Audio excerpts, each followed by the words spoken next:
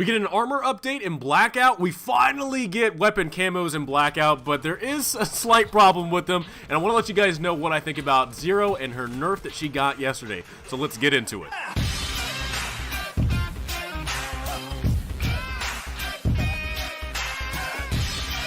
Hey, what's going on, guys? The Butterbor here. Welcome back to the channel. So yes, if in the last video, if you guys were able to catch that, we were talking about some possible changes happening today with Blackout, one of them being the armory. Now there's an armory in Blackout where you can actually select the camouflages for your weapons, and I have to say this is a humongous change. Thank you so much, Treyarch, for allowing this thing. It's a really great thing to have. I mean, right now you're watching some gameplay with me and the MX9 in a silencer. Okay, I'm gonna tell you right now, up front, I feel like my luck when it comes to silencers, I feel like I'm just in an uphill battle when I'm fighting people. Without a silencer, I feel like, I'll be able to make it. When I put a silencer on, I'm like, I don't know if I'm going to survive this game.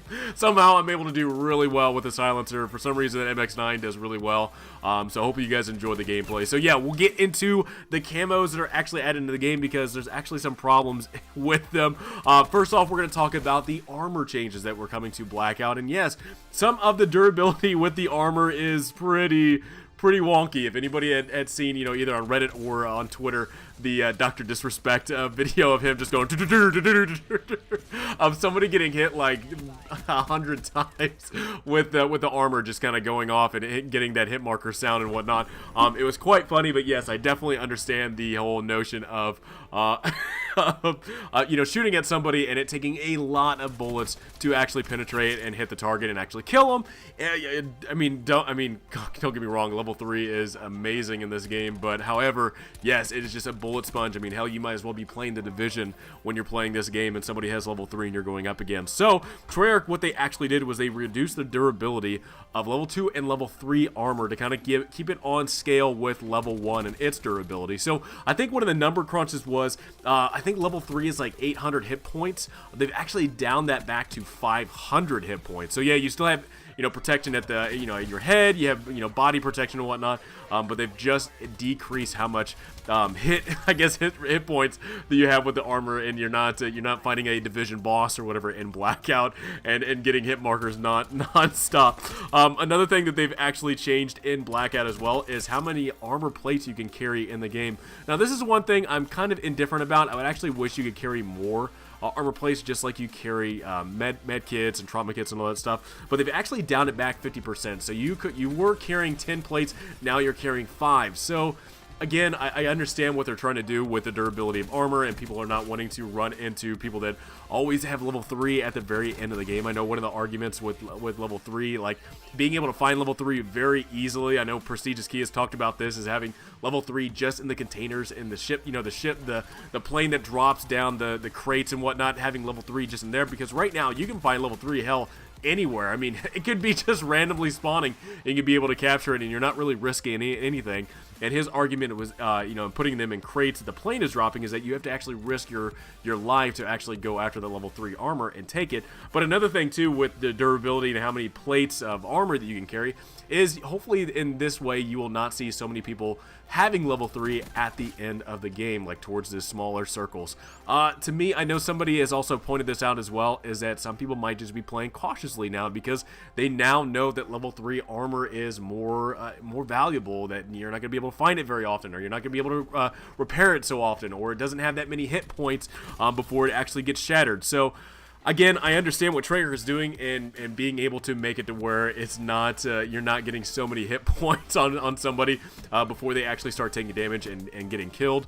But again, this might allow players to play a little bit more cautiously and a little bit in corners and stuff like that. I know a lot of people are complaining of how crazy it is in Blackout with so many people camping in corners, but it's kind of the nature of the beast of VR games. But anyway, let's get into the armory. And again, this is the one thing I've been really excited about, because just like in PUBG and Fortnite, they all have weapon camos, and I'm really excited to know now that Blackout has weapon camos. It's one thing that it's been really needing to stay competitive with the other games, and finally, now that it's here, I'm really excited to throw on all different types of camos. I think it's really funny to kind of run around with the GKS and have the unicorn, the rainbow unicorn on it, stuff like that. I think it's really cool. MX9, I can throw on the Mastercraft camo and stuff like that, and it looks really cool, and I'm really happy that this is finally here. The problem is, though, is that some of the changes that came to multiplayer with allowing, reactive camo and other things being allowed onto weapons.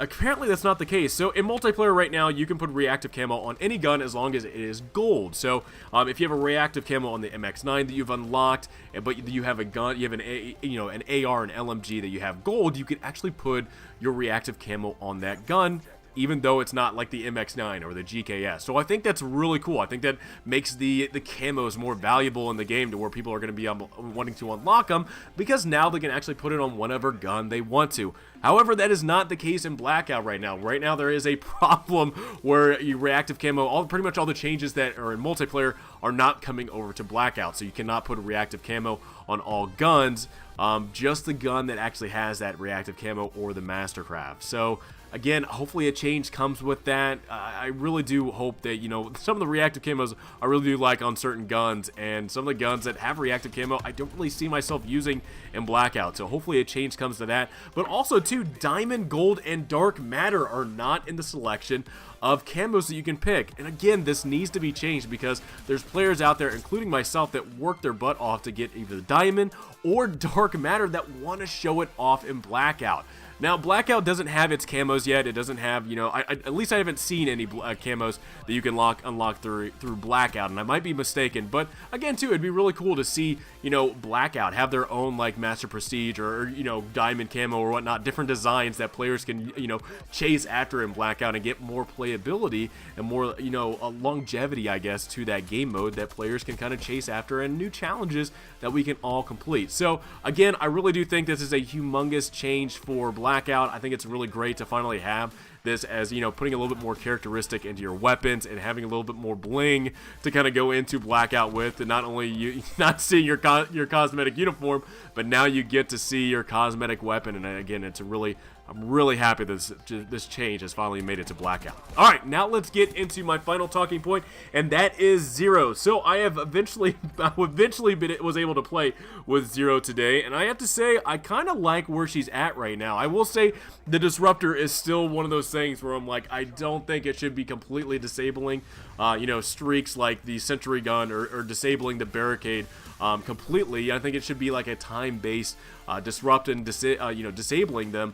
But right now, it permanently disables him, and I don't want that to be the case. However, I don't think it's in a terrible spot as long as they fix that. The Disruptor feels fine to me. The range that it's able to hit players and hit things feels great to me.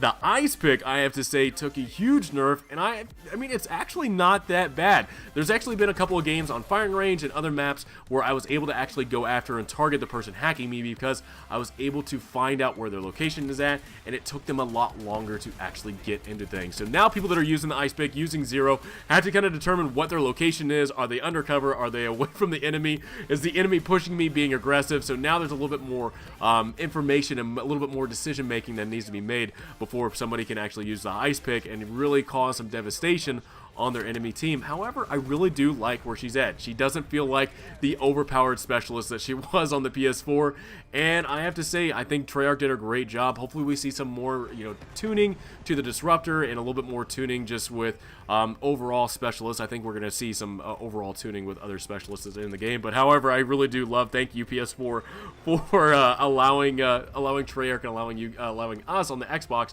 for you guys trying it out, trying Zero out, and showing us that she is really overpowered, and we at least got to see the changes on Xbox and didn't have to suffer what you guys were going through on the PS4. Guys, that is it, man. That is it. That is my video. I wanted to give you guys my opinion on what I think about the armor as well as weapon camos and Zero. I would love to know from what you guys think about what changes that they've made to Blackout with armor, as well as adding camos now to weapons. Again, I'm really excited that they've done that. It's been one thing that this game has been really needing, and I'm really happy that Treyarch has finally added them. Hopefully they'll make some changes to where reactive camo, diamond, and dark matter and gold camos come into the game, and you're able to equip them on Blackout. Just because I really think that's kind of a goofy thing to be missing. Again, I would love to know what your opinion is about Zero now that the nerf has been in effect. Hopefully she is not as overpowered as she used to be, and I would love to know what your guys' opinion is about Zero. So guys, hope you enjoyed this video. If you guys did, please drop me a like. Again, let me know in the comments below what you guys think. Have a great rest of the day, and you are going to see Battery just go head deep into my ass on this kill cam. So hopefully if you're still around, you'll get a good laugh out of it. But if anything, guys, have a great rest of the day, and I will see you guys all next time.